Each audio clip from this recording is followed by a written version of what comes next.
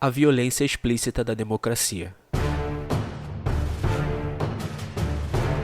Este artigo foi escrito por Fernando Quioca, publicado por Instituto Rothbard e narrado por Rafael Oliveira.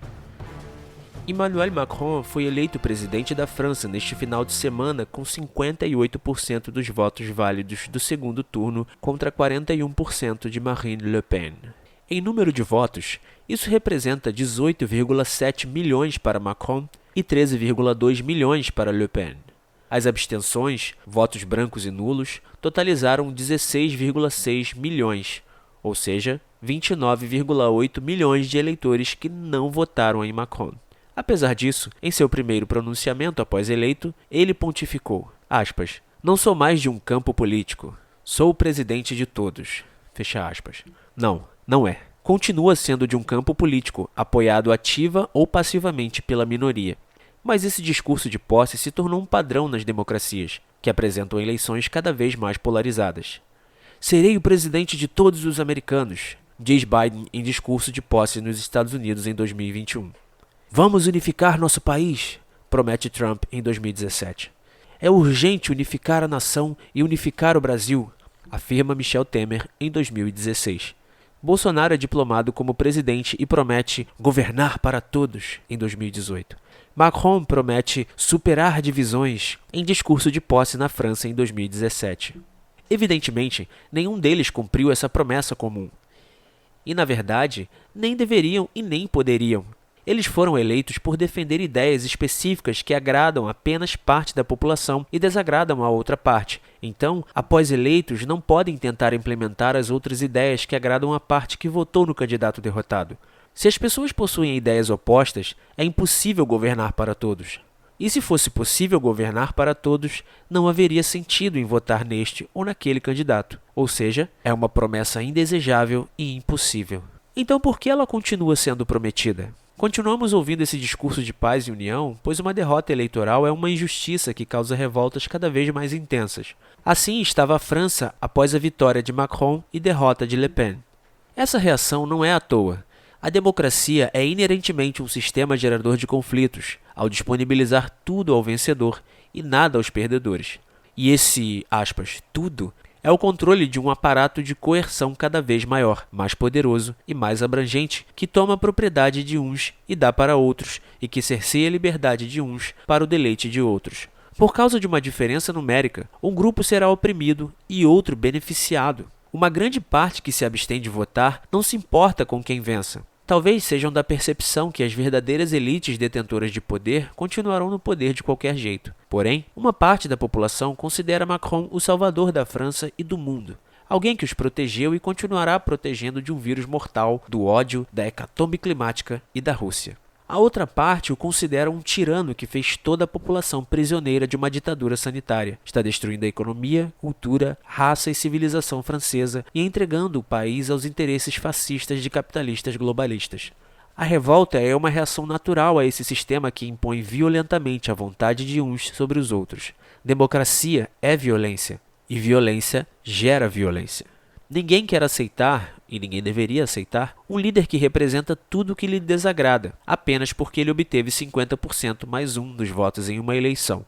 E não precisamos ver as cenas de violência das ruas da França para saber disso. Temos aqui no Brasil parte da população que não aceitou a vitória de Bolsonaro em 2018 até hoje.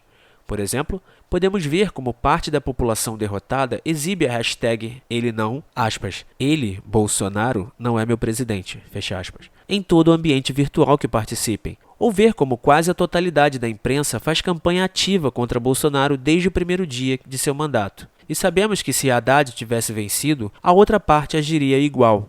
Nenhum dos apoiadores de Bolsonaro iria considerar o petista como seu presidente, assim como nenhum irá aceitar uma vitória eventual do ex-presidiário Lula na próxima eleição. Os resultados das eleições democráticas são realmente revoltantes para os perdedores e geram brigas até entre amigos, como discuti neste artigo de 2014. Por isso, a primeira coisa que os políticos eleitos fazem é clamar por paz e união, pois percebem que o sistema democrático é uma bomba relógio que pode explodir na cara deles.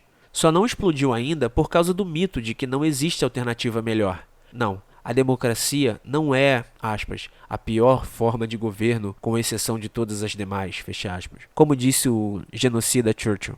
Essa mentira repetida 1000 vezes é o fio que sustenta a democracia.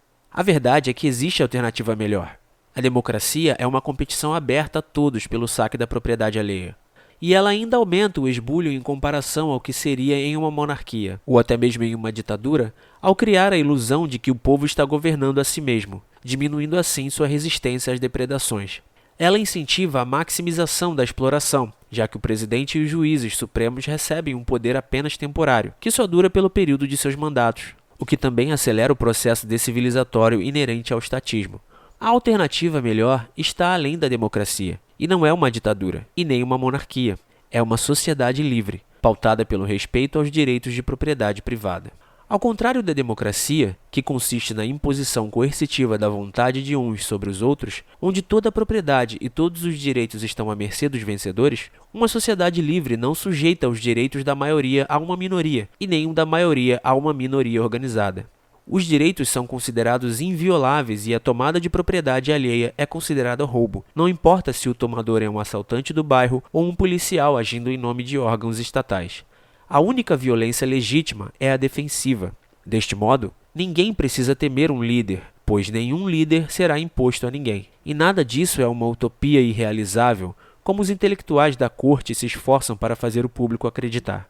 Qualquer um que estude um pouco o anarcocapitalismo irá realizar que a sociedade livre é uma ideia justa, concreta, lógica e praticável no mundo real, e que é o estatismo, ainda mais em sua visão democrata, que é a utopia impraticável e injusta.